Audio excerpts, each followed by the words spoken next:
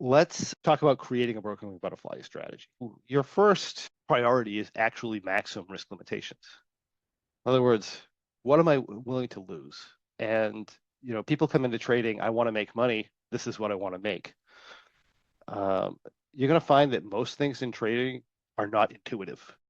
They're the opposite of what you would think.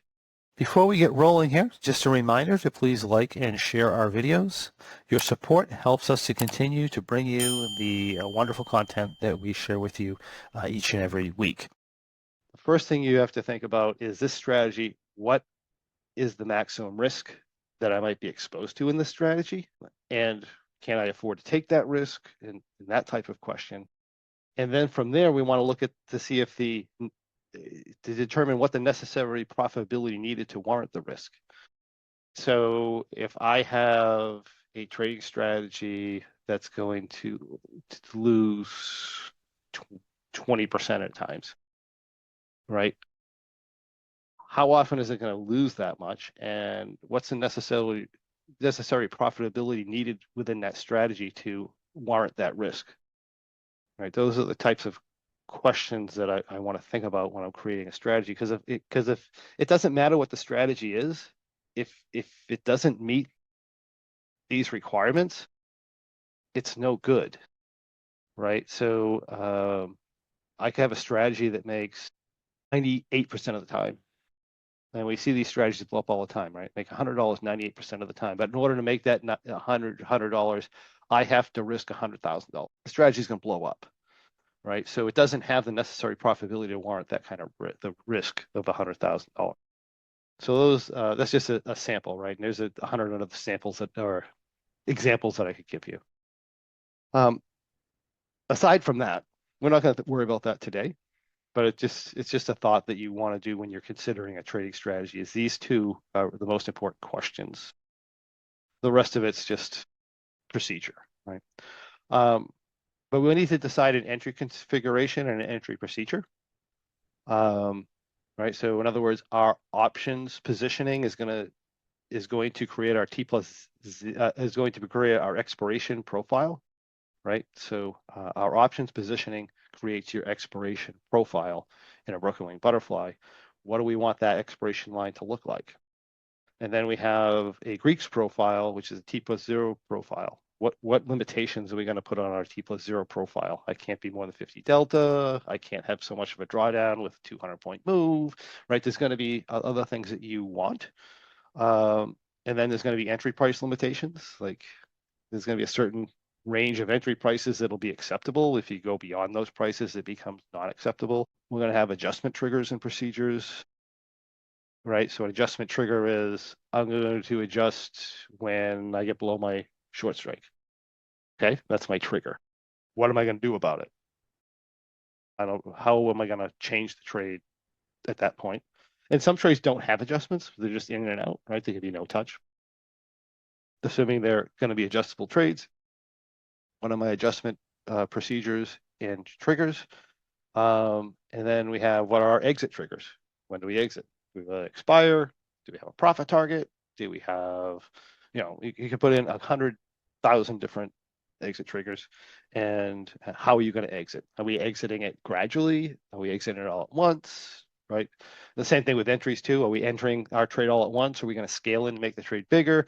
Are our adjustments going to be right? So it's like a bearish butterfly is actually a scaling entry. Right. So our first adjustment isn't really an adjustment. I'm going in the trade bigger. My second adjustment on a bearish butterfly isn't really an adjustment. It's an entry scaling. Now I'm fully entered. Now my adjustments are the rolls, right? So those are the rolls. My exit procedures, like say on a bear trade, not a bearish butterfly, but a bear trade is if the market comes back down, I start exiting the trade out. Right, I go from 3/3 to 2/3 to 1/3, I'm out. Right, so that's a scaling exit. An example, and again, we can give 100 different scaling exit examples.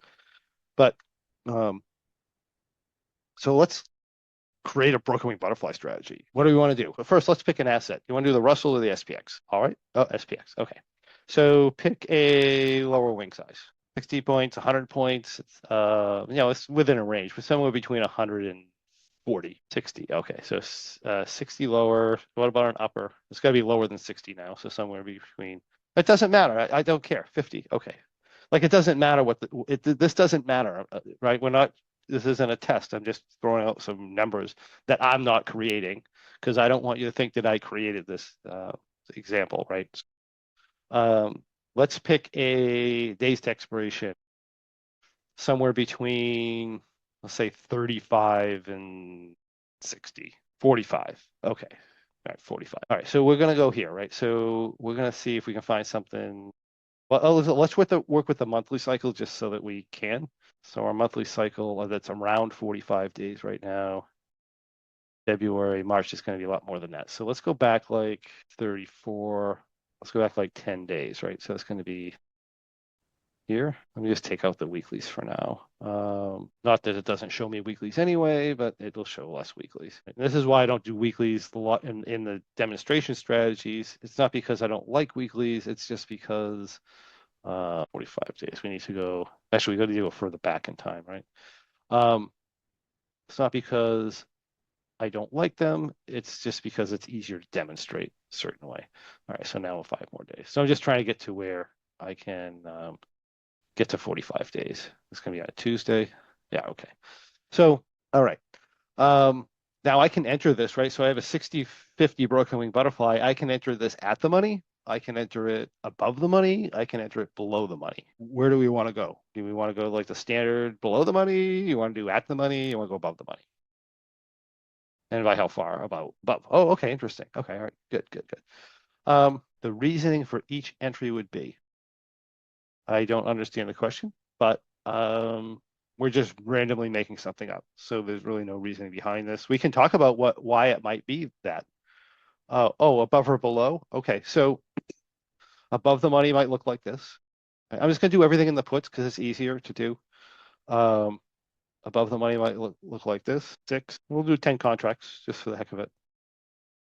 Right, so that's a above the money.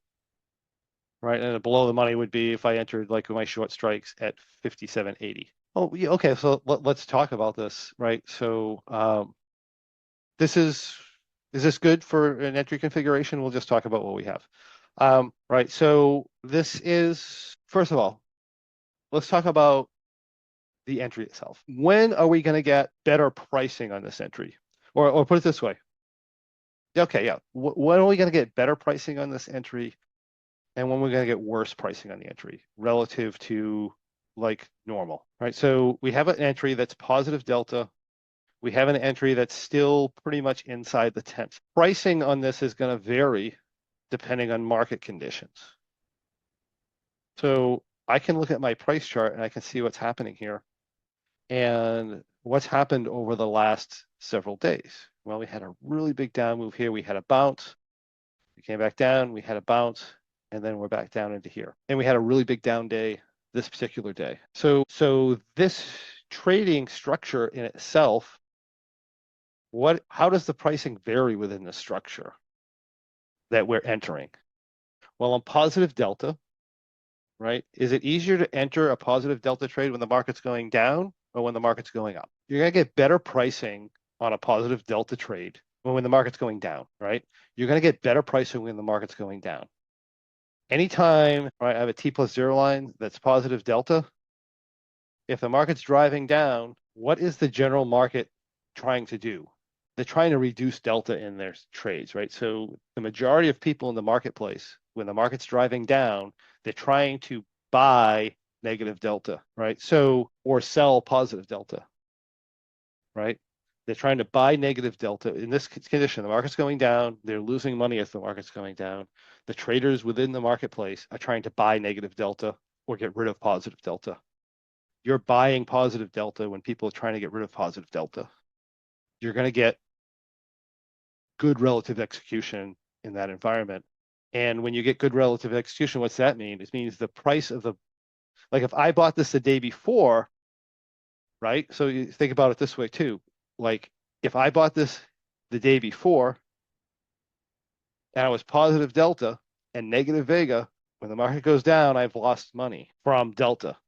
I've also lost money probably, like, not, this doesn't happen all the time, right? Because we have down moves that have different types of implied volatility shifts. But in a normal down move of this magnitude, I'm going to have I'm I'm going to have a depression in my T+0 line. In other words, if nothing else happens, or if I was completely flat delta, I probably lost money, right? So I have an implied volatility advantage to entering right now. I have a delta advantage to entering right now as far as pricing goes, meaning that all that has to happen is the market has to normalize, and this position is worth more money. Like if I have no market movement tomorrow, I'm going to get in it, right? And volatility does what it normally does when I go from a sentiment of a hard down move to the sentiment of no move. This is automatically going to gain in value.